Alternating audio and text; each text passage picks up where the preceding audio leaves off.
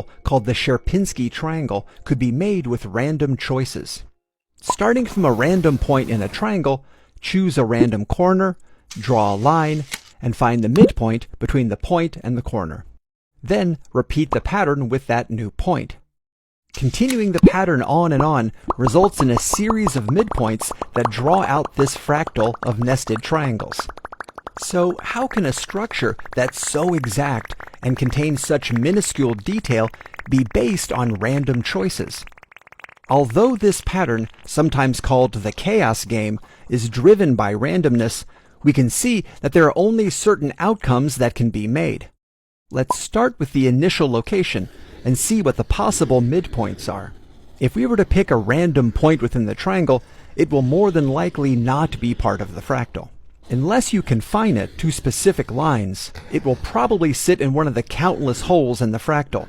But this is just the starting point for the pattern. From here, if the top corner were chosen at random, we can see what possible locations could contain the midpoint of that line. Moving the starting point all over, we can see that the midpoint to the top is bound within a triangular region in the upper part of the triangle. From any starting point in the triangle, the midpoint must be confined to that triangular region. If we draw lines to the other two corners, those midpoints are bound to similar triangular regions. This means that no matter where the starting point is, it can never make a midpoint that will exist in this central inverted triangular region. Let's take this one step further and look at the possible outcomes if the upper midpoint becomes the next starting point. Starting from this new point, if the upper corner of the triangle were again chosen at random, the second midpoint could again only exist within a certain bounded region. If one of the other corners were chosen, those midpoints would also be contained within similar triangular regions. Looking at all the possibilities where the second iteration of midpoints can be, we can see it's not possible for them to exist within these regions of the overall triangle. With each iteration of the pattern, the region where new midpoints can't exist will expand. Let's look and see if we can find any possibility for glitches in this process.